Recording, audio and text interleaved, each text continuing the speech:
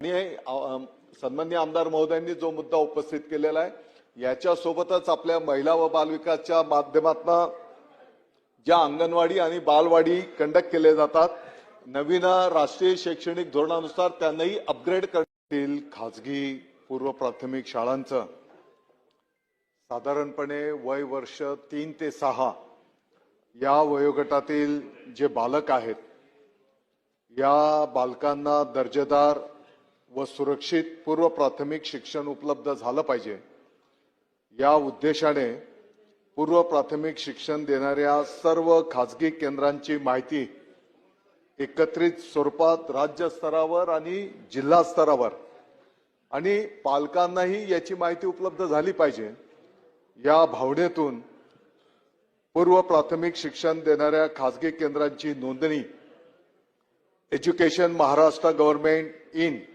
या शालेय शिक्षण विभागाच्या संकेतस्थळावर प्री स्कूल रजिस्ट्रेशन पोर्टलवर करणं 24 एप्रिल 2025 च्या शासन परिपत्रकाद्वारे त्या ठिकाणी बंधनकारक करण्यात आलेलं आहे।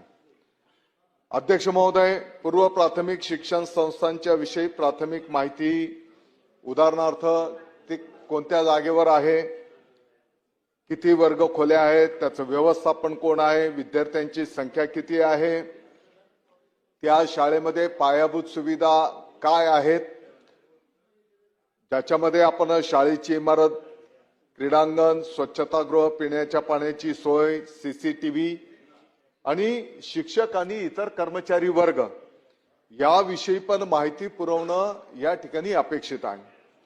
अध्यक्ष महोदय, ताईंनी जो प्रश्न विचारला तर साधारणपणे आतापर्यंत राज्यामध्ये 12,733 इतक्या पूर्व प्राथमिक शिक्षण देणाऱ्या खासगी केंद्रांची नोंदणी झालेली आहे आणि इतरही खासगी पूर्व प्राथमिक शिक्षण संस्थांना नोंदणी करण्याचं आवाहन करण्यात आले आहे। अध्यक्ष महोदय, या संदर्भामध्ये खऱ्या अर्थाने आपल्याला कायद्याच्या दृष्टिकोनातूनच पुढे मार्गक्रमण करावं लागणार आहे आणि म्हणून खासगी बालवाटिकेंच्या नोंदणी संदर्भात एक अधिनियम करण्याचं त्या ठिकाणी प्रस्तावित करण्यात आलेलं आहे। या अधिनियमाचा मुख्य उद्देश राज्यातील सर्व खासगी बालवाटिकांची अनिवार्य नोंदणी, त्याच्यामध्ये नियमन व गुणवत्ता सुनिश्चित करणे हे असणार आहे आणि या अधिनियमाच्या अंतर्गत बालवाटिकांच्या नोंदणीसाठी सक्षम प्राधिकरणाची नेमणूक त्या ठिकाणी करण्यात येणार आहे आणि ऑनलाईन पोर्टलद्वारे याची सर्व खासगी पूर्व प्राथमिक शाळांनी त्या पोर्टलवर त्यांची नोंदणी करणं त्या ठिकाणी अपेक्षित आहे आणि 3 वर्षाच्या नंतर त्याचं नूतनीकरण त्या ठिकाणी अपेक्षित आहे। आताच्या घडीला महिला व बाल विकासचा अभिप्राय घेऊन जसं आपण ताई बोलल्या की राष्ट्रीय शैक्षणिक धोरणाच्या मार्गदर्शनाप्रमाणेच आपण महिला व बाल विकासचे अभिप्राय प्राप्त झालेले आहेत आणि LNGD कडे आता हे सर्व विषय प्रस्तावित करण्यात आलेले आहेत। येणाऱ्या काळामध्ये या 3 ते 6 वर्षाच्या बालकांना दर्जेदार आणि सुरक्षित पूर्व प्राथमिक शिक्षण उपलब्ध झालं पाहिजे या दृष्टिकोनातून याच्यामध्ये अनेक गोष्टींचा समावेश त्या ठिकाणी करण्यात येतो आहे। शिक्षकांच्या संदर्भामध्ये आपण जो मुद्दा उपस्थित केला 20 विद्यार्थ्यांना 1 शिक्षक असं प्रमाण त्या ठिकाणी अपेक्षित आहे। बाल केंद्रित अभ्यासक्रम त्या ठिकाणी असला पाहिजे, त्या ठिकाणी लहान बालकांना खेळणी आणि आनंददायी शिक्षण साहित्य उपलब्ध असलं पाहिजे आणि हे बालक सुरक्षित आणि बालस्नेही पायाभूत सुविधा या ठिकाणी अपेक्षित आहेत। या प्रवेशासाठी कुठलीही तोंडी लेखी परीक्षा घेऊ नये त्यासाठी पण मनाई त्या ठिकाणी करण्यात येणार आहे।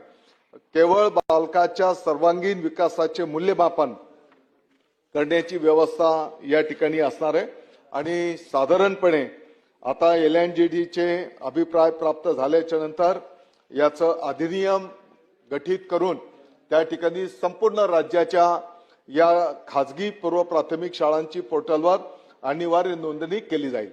अध्यक्ष महोदय, हा तारांकित प्रश्न जो होता तो राज्यातील खासगी पूर्व प्राथमिक शाळांचं पोर्टल अनिवार्य करणं आणि म्हणून याचं उत्तर देत असताना सांगितलेलं आहे की या संदर्भातला अधिनियम त्याचं प्रोसेस काही महिन्यांच्या पासूनच प्रगतीपथावर आहे.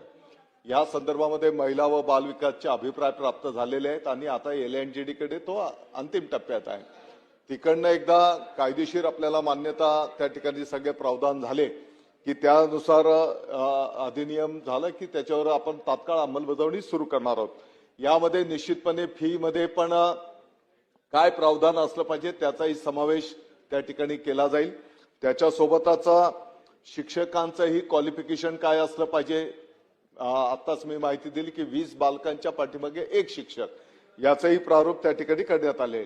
आणि सन्माननीय आमदार महोदयांनी जो मुद्दा उपस्थित केलेला आहे याच्यासोबतच आपल्या महिला व बालविकासच्या माध्यमातून ज्या अंगणवाडी आणि बालवाडी कंडक्ट केले जातात नवीन राष्ट्रीय शैक्षणिक धोरणानुसार त्यांनाही अपग्रेड करण्याचं काम त्या ठिकाणी प्रगतीपथावर आहे. अशाच नवनवीन माहितीसाठी व आपल्या भागातील विविध माहिती साठी आताच आपल्या चॅनलला फॉलो करा. जनता चॅनल आपल्या हक्काचा चॅनल.